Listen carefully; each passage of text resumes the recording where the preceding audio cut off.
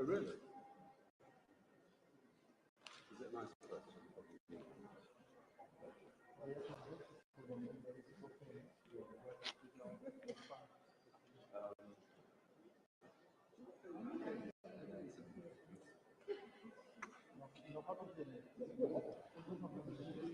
Today you said they're going to put through something like that.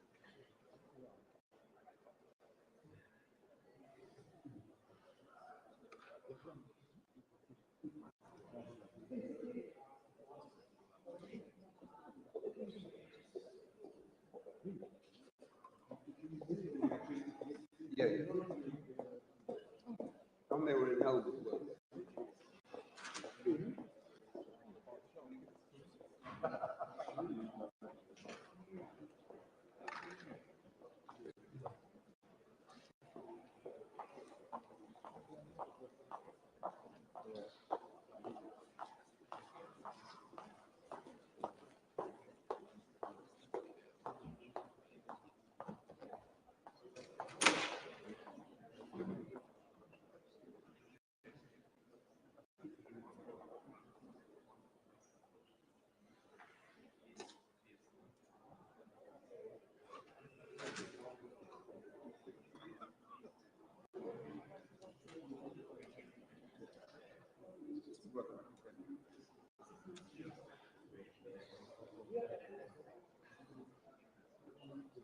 Sorry, when you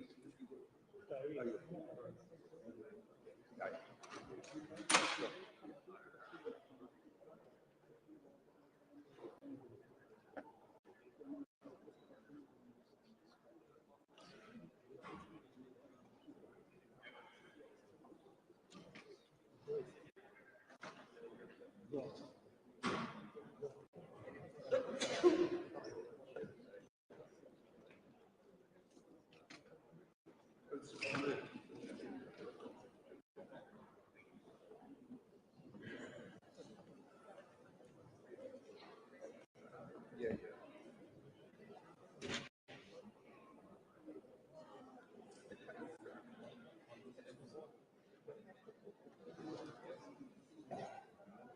I suspect it comes out with that. Because he's quite nice.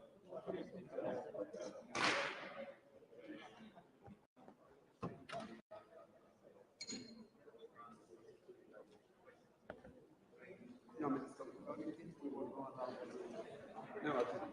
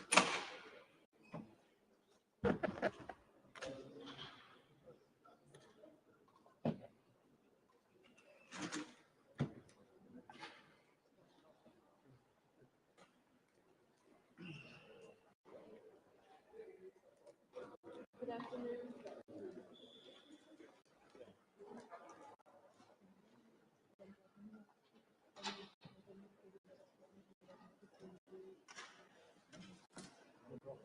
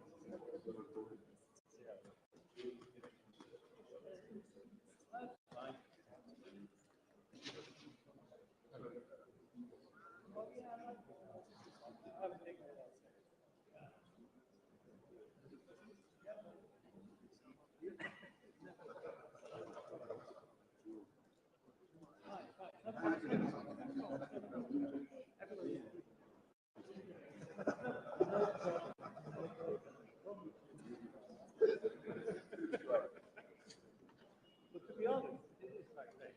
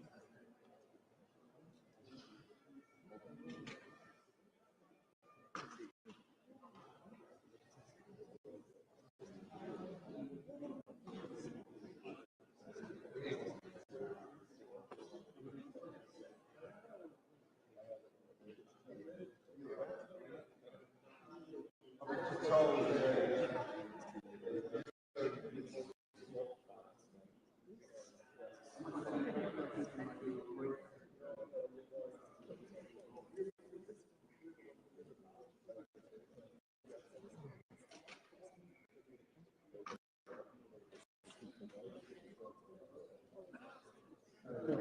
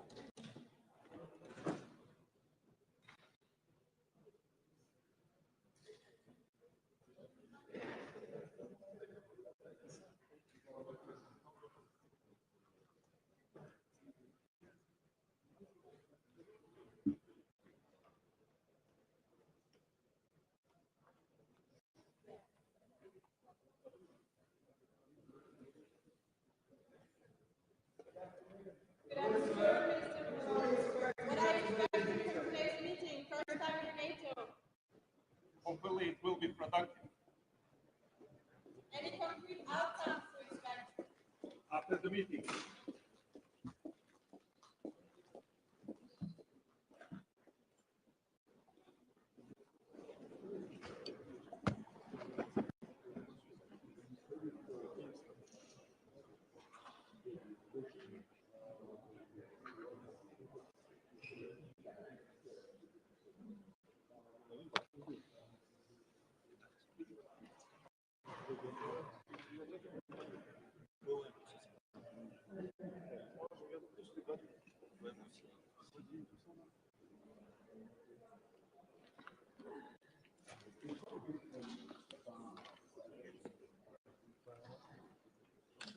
Un nuage, c'est pas de nuage.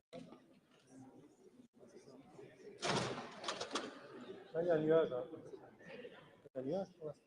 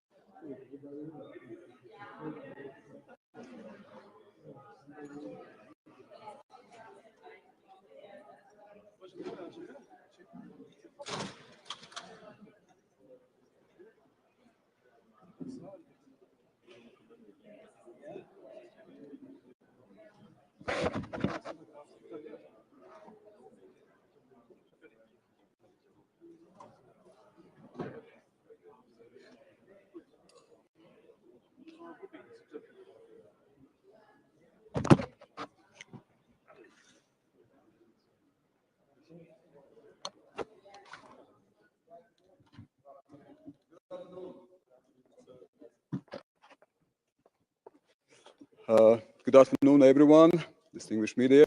This is an important meeting today on a coalition of the willing. I believe that we have a clear goal, the goal supporting Ukraine unwaveringly, supporting Ukraine through strengths. So the peace through strengths, so it must be just and sustainable. And that's why, of course, we appreciate also the leadership of UK and France gathering us, assembling us, here the ministers who will be providing also guidelines to our military. Of course, the reassurance force, which is on agenda. It is an important mechanism how we can support Ukraine as well. Of course, some details still must be carved out. Some parameters of the ceasefire or peace agreement also, of course, must be established. Latvia has played an important role. We believe that we must be part of the coalition of the willing, and I would even add coalition of the able. So we've been able supporting Ukraine with 0.25% from our GDP, which goes militarily to Ukraine every year, this year and next year. And last year we've been top 3 in terms of military support. We've been providing equipment. We are leading or co-leading together with UK the drone coalition. We believe all technologies are changing the battlefield. And of course, we are also one of the leading nations in training Ukraine already for years, Ukrainian soldiers, and will be continuously doing so also in different formats. Well, reassurance force, of course, still must be discussed in details. There are several dimensions to it, but I would not go too much public before we also make some decisions. But at the same time, as I mentioned previously, there are several processes at the same time, in a sense. Namely, is that, of course, we have to deal with Russia. We have to deal with strong sanctions. We have to deal with ensuring sustainable and just peace, supporting Ukraine. And then at the same time, of course, we are speaking specifically about concrete mechanisms, what we can do also within a framework of reassurance force. But then countries come together. Of course, we put together how we see it, what we can do, what would be the right choices. So at the very end, it is also what Europe must step up with our allies as well. This is the time to do it, and I think this is a mechanism which can be certainly employed in this regard. Minister, at the first meeting of the coalition of the willing here at NATO headquarters, does it mean that NATO is moving closer to the coalition of the willing? Would the coalition of the willing also be able to use, for example, command and control systems of NATO or intelligence structures of NATO?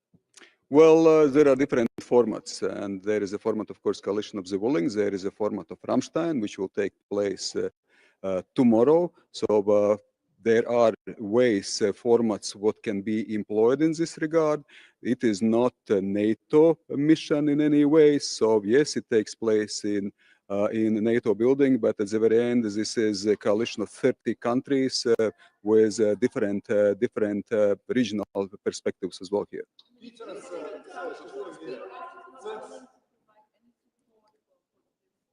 Excuse me once more. According to some reports, media reports, the U.S. is willing, reluctant to provide any support for this force. So is it possible to put this together without any US support?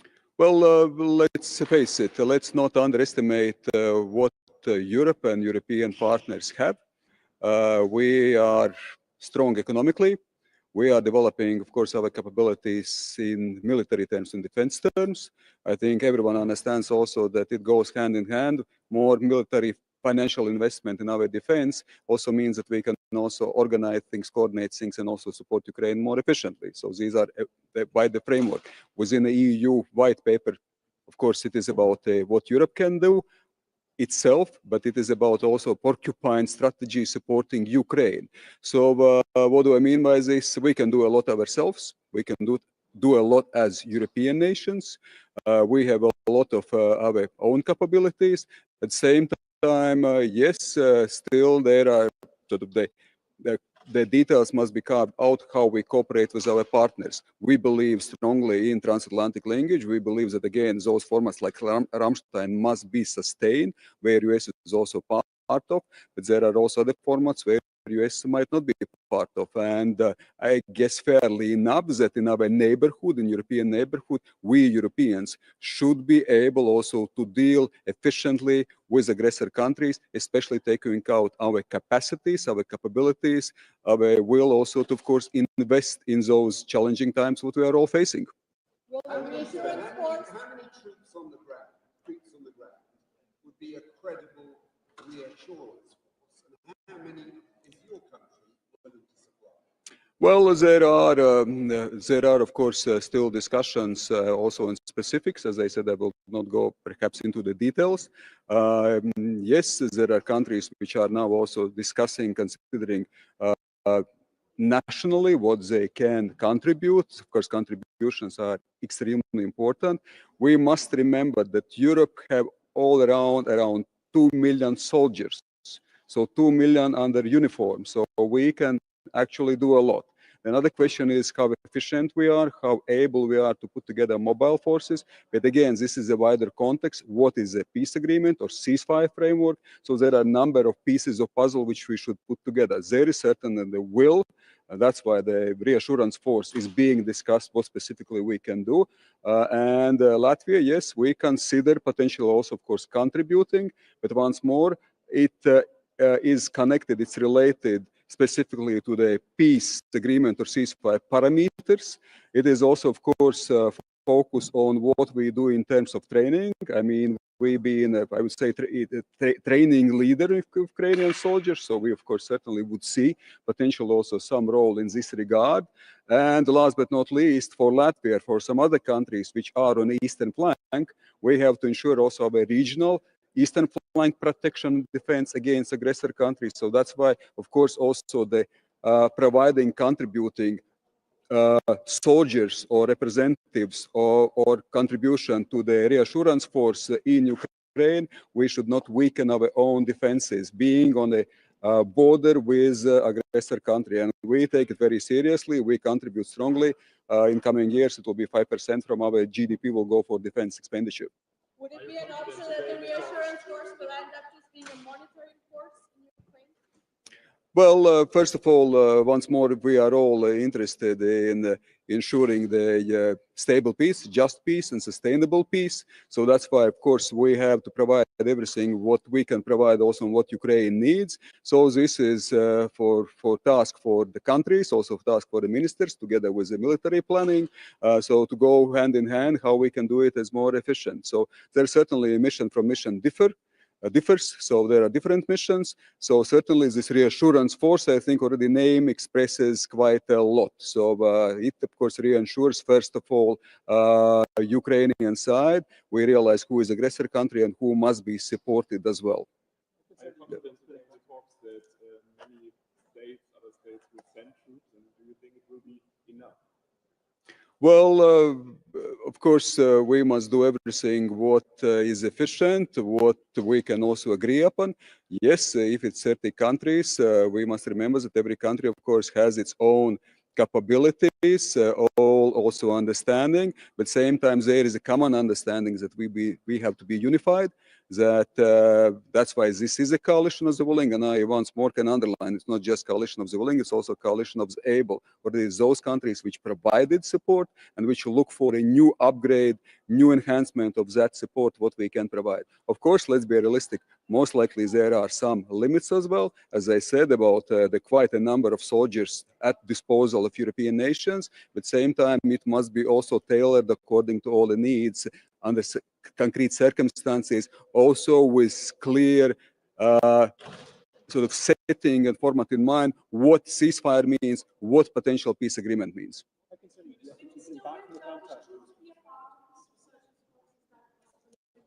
Well, that certainly, first of all, must be addressed to the Turkish authorities. So I would not speak on behalf of Turkish authority in this regard. So I can speak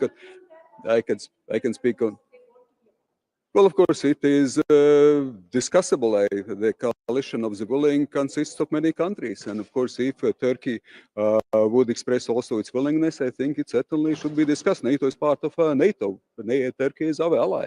Turkey is our NATO partner. How sustainable do you think? Colleagues, last one, yes? How much longer before you actually have a concrete plan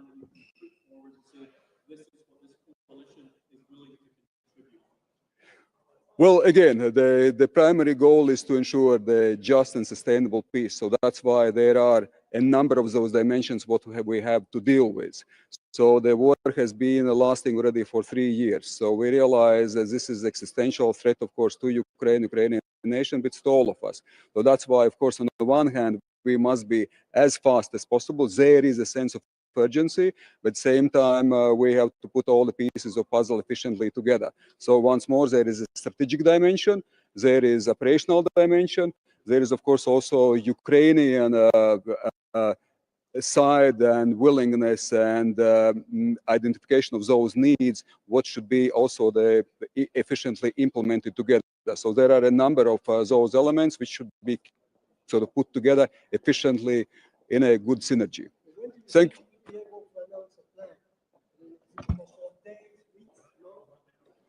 Well, I think let's see. We will see it also today. So there will be discussion exactly on the timeline. So we've been discussing it already for some time. I think we already see some move forward quite considerably. So there already been different formats. This is the first meeting of the ministers of the coalition of the willing, but certainly this has been on the agenda already for some time. So now it's more about already practical implementation. So at the same time, of course, keeping also the wider strategic picture in mind. Ladies and gentlemen, I think that I will stop here. So thank you so much. And of course, good luck with, I think, very important day. Thank you so much. Thank you.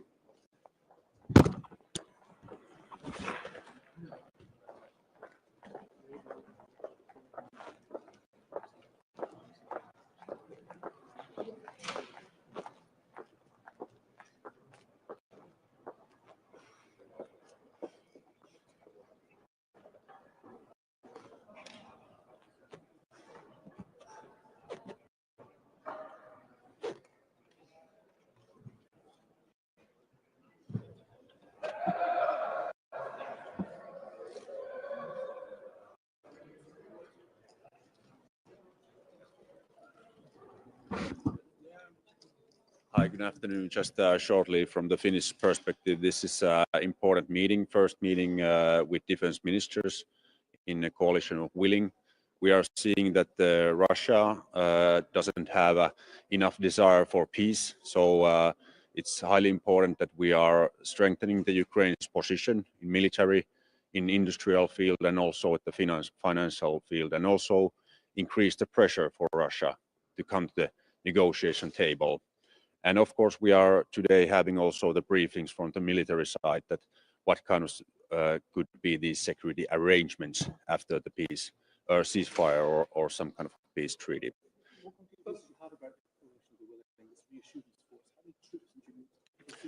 Well, we are hearing today more detailed briefings about that. What is the amount of troops or capabilities, what is needed?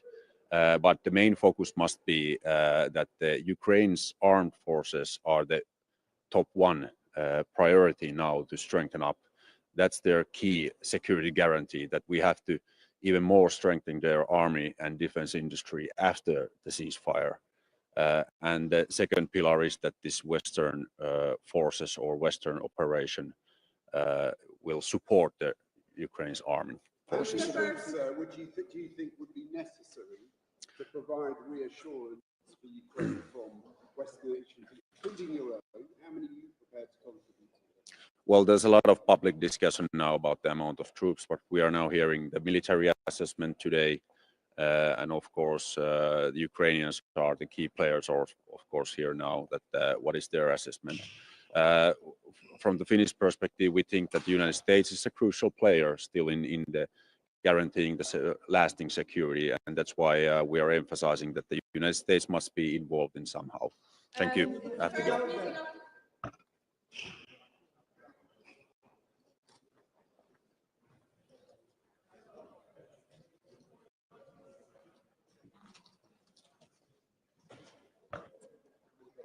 Good morning, good afternoon, everybody. Very nice to be here back at the NATO HQ. As you know, we're having a coalition of the willing meeting this afternoon, and then we have the Ukraine Defense Contact Group meeting tomorrow. Sweden, of course, announced now its second package to Ukraine just very recently. This is our biggest package. So in the last 30 days, we've been providing the Ukraine with commitments for over 3 billion euros. Our focus is now very clear. It's on supporting the Ukrainians as much as possible. We're front loading our support to Ukraine as well to put them in such a good position as possible in order to, if they want to negotiate. It's the first meeting of the coalition of the willing here at NATO HQ. Does it mean that NATO is moving closer to the coalition of the willing? Would it be an option that also NATO control structures or intelligence structures would actually be used for missions of the coalition of the willing? I expect that's one of the things that's going to be deliberation over right now. It's a little bit at the early stages. This is the first time that the defense ministers meeting. Of course, the heads of state and governments and our CHODs has been meeting as well. But this is an important aspect also to the defense ministers meetings as well. And I hope to have more answers after the meeting. So, I think that's a bit early to tell as well. From the Swedish position, we said it's important with some form of US engagement. I think it's important to make an assessment how this will affect NATO's other DDA activities, defense and deterrence activities, and of course there had to be some sort of rules of engagement. But once again, it's a bit early to tell, and our focus predominantly right now is on supporting the Ukrainians as much and providing the Ukrainians with the new support packages. That's our key focus right now. Sorry, sir. Are you confident that enough states will participate in the peacekeeping process? Well, I think there's strength into numbers, and that's good. The more that do contribute. As I say, I don't exclude the possibility that Sweden is going to participate, but there's a number of questions that we need to get clarified, and I think there's several things that has to be sorted out before we can make any kind of commitment. Sir, what do you think would be a credible reassurance in terms of numbers? Are you talking about tens of thousands? I mean, we know the Ukrainians would like hundreds of thousands, but do you think 20, 30 would be enough? And do you think there'd be enough countries contributing to that? I think there's helpful if there's a clarity of what that mission would entail and what it would do if we were peacekeeping, deterrence, or reassurance. I think that depending on the volume will based on what objectives, and I think that the rules of engagement would be another thing that would be very important to get clarified. But in principle, Sweden is willing to contribute, correct? We don't exclude the possibility that Sweden contributing. That's correct.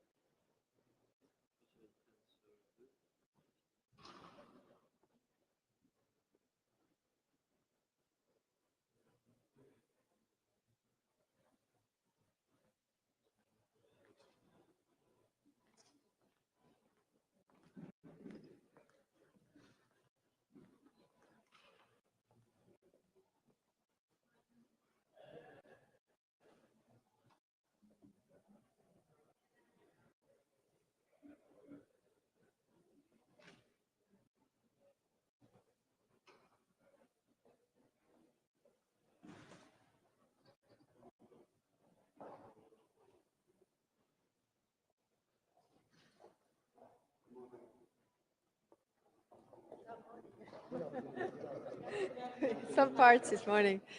Uh, Good afternoon. It's good to be here. This is the first time we have the coalition of the willing in the format of defense ministers. I think it's important that we have the different formats to really show and the support and what more can we do. I mean, on the European Union side, we are the biggest provider of training. We have the training mission where we have already trained over 73,000 Ukrainian soldiers. We also have the civilian mission. The mission could also do more. And then we are also the biggest supporter of Ukrainian defense industry. Of course, as whole, Europe is the biggest provider also of military aid. And we are constantly pushing what more can we do, because we see the situation is such that Ukraine it has been now 4 weeks ago when they were very clear that they agreed to the unconditional ceasefire, and Russia still hasn't agreed to the ceasefire. So it's clear that Ukraine wants peace, but Russia so far doesn't. So we need to do more on our side. It's the first meeting here at NATO HQ of the coalition of the willing. Does it mean that the NATO structures will also move closer to the coalition of the willing, and that the reassurance force could potentially use NATO control systems, NATO intelligence systems as well? Well, NATO has been involved in the discussions that we have in the coalition of the willing, and it is a spot where we have these discussions. So I think everybody's thinking in terms of what more can we do in terms of the things that Ukraine really needs. That also is intelligence. That also is access to satellites. That also is different capabilities. Could the European Union contribute to a reassurance force or to some other elements that would be useful in terms of this planning? Could the training mission, for example, take place partly inside Ukraine? This is one of the topics that we are going to discuss today. I mean, bringing forward what more can the EU missions do? I mean, should we expand the mandate? Should we include different things? Should we also discuss where this training is conducted? So far, we have managed to keep the mandate and really update the mission with the Ukrainian needs. So they are constantly saying, this works, this doesn't work, let's change this. So we are able to do that, and of course also discuss. But when it comes to any reassurance force, then also we need to know what is it really about. Is it deterrence? Is it the monitoring? Is it the peacekeeping? Also, what is our goal? And that is very much related to whether we have peace or not. And so far, we don't have peace. What to keep? A number of defense ministers have said that the US needs to support any long-term security, given that we're not even going to see the US Defense Secretary turn up to the Ukraine contact group tomorrow, which they once chaired. Are you optimistic that the US will provide some kind of backstop if there was a ceasefire? Or are you essentially written? Well, we are constantly working with this. It is also in the interest of United States that there is stability and peace in Europe, because it is what is happening in Ukraine and how this war ends also has an impact on other security theaters like Asia Pacific, for example. So it's also in the interest of the United States. The French proposal of the reassurance force mentions the number of troops between 10,000 and 25,000 soldiers. How many countries would need to provide to actually achieve that number? Well, of course, it's up to the member states to provide concrete numbers, and we have the discussions, and these discussions as well. Some member states are willing to participate, some are not, and these discussions are still ongoing. But I'm coming back to the point where, the question is, first, if there is peace, then what kind of troops or what kind of reassurance we really need. So potentially it could also be just a monitoring mission. Potentially it could be. The discussion is whether it's monitoring mission, it's a deterrence mission, it's a peacekeeping mission, it's a strengthening mission or defense mission. There are different options. And of course, different countries have different sensitivities also regarding this. But will it be possible to put a mission like that together without the needed backstop provided by the US? We are not in that position yet. I mean, of course, we have to map what we all can do. So this is the position where we are, and of course, like I said, trying to also keep the United States on board. Okay, thank you. We may ask Minister a quick question.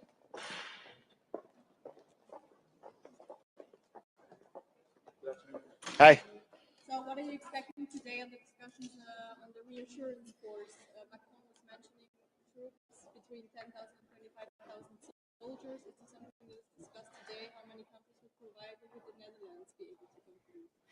No, I think it's important after the military planning that has taken place over the last weeks that we have a political discussion today. That's also indeed about what is the potential mission, what is going to be the goal, what is the mandate, what would we do on the different scenarios. For example, if there would be any escalation regarding Russia, also how is it related to a potential monitoring mission. I think it's important to discuss those very key and fundamental questions.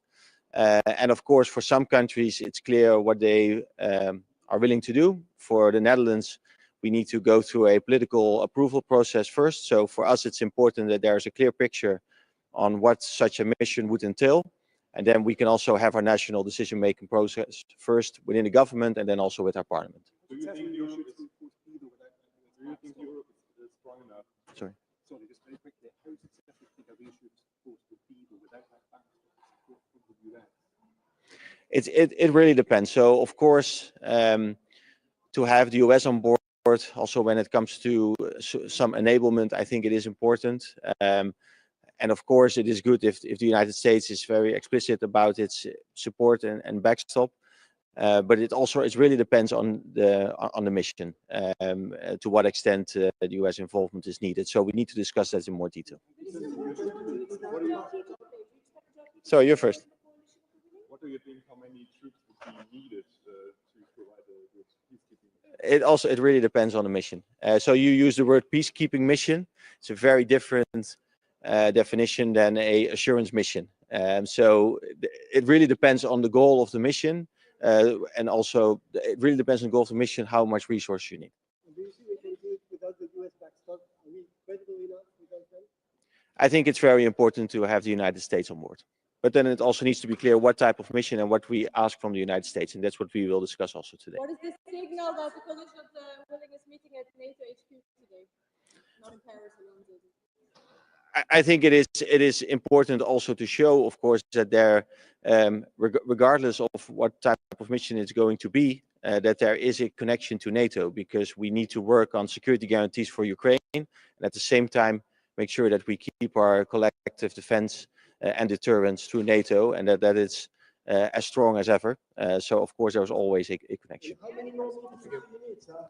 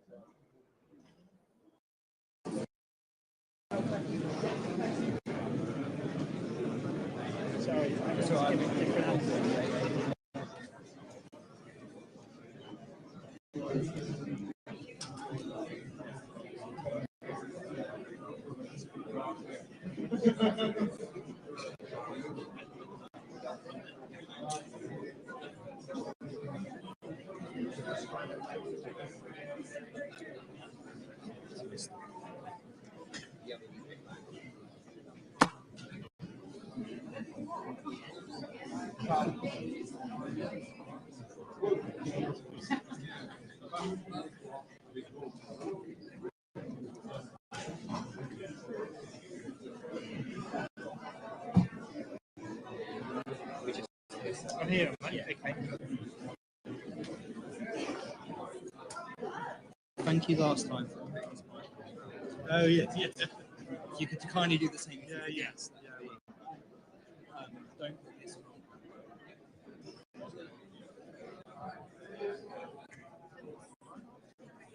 Very good. It's good to find out here.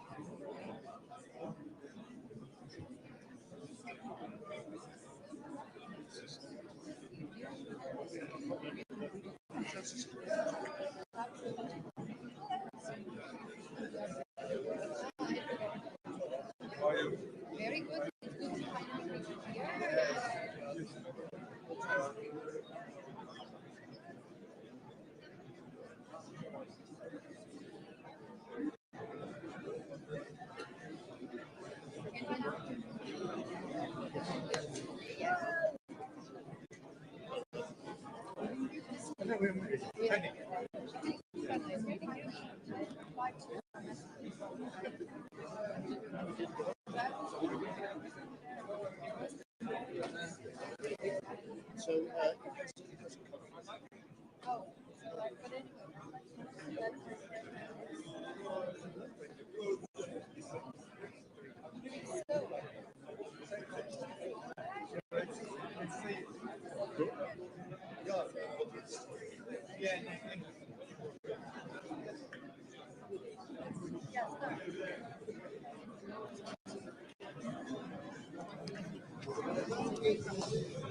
Put the earpiece on once the cameras at the parties. Yes. Otherwise it's all through the microphone. Okay, now Press press that that. button to speak.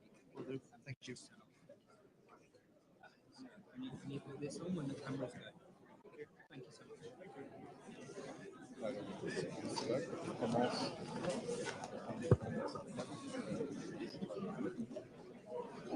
So we got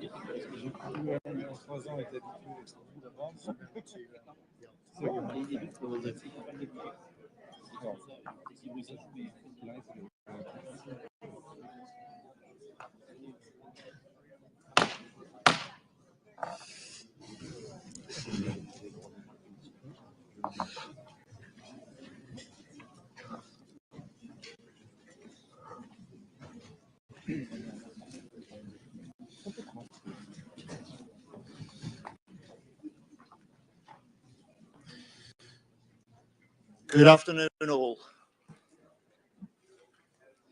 Good afternoon, and can I start by saying, alongside my good friend, Minister Sébastien Lecornu, a huge thank you to you all for being here, for attending what is the first Defence Ministers meeting of the Coalition of the Willing for Ukraine.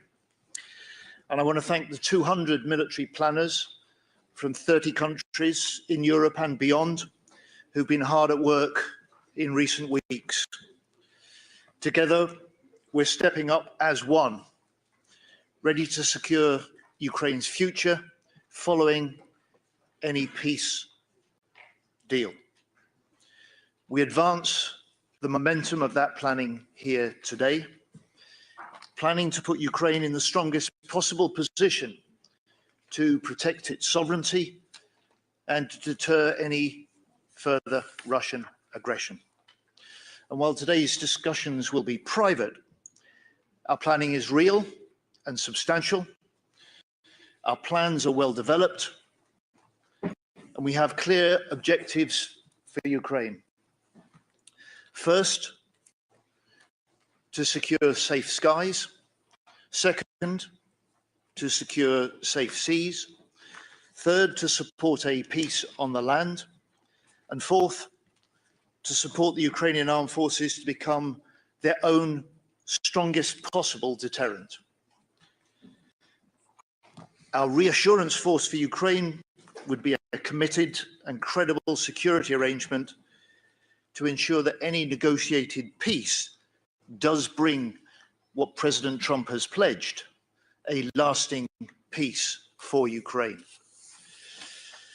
And we will hear in a moment from our UK and French Chiefs of Defence, Admiral Tony Ranakin and General Thierry Boucard, who together have led this work. They will give us an update on the military planning. And we will focus on how operational planning of the coalition could work and how we make sure that we're fully prepared for the moment a peace agreement is reached. But we cannot jeopardize the peace by forgetting about the war. And the daily reality for millions of Ukrainians continues. Drone attacks, missile strikes, brutal fighting on the front line. So we must put more pressure on President Putin to end his war. And we must step up our support for Ukraine, both in the fight and in the push for peace. That's why I'm grateful that so many of you who are here today will also be here tomorrow for the meeting of the Ukraine Defence Contact Group, when we will pledge more military support to bolster Ukraine on the battlefield. There are 30 countries here today, 30 countries bound by a simple belief that peace is possible and we must be ready for when that peace comes.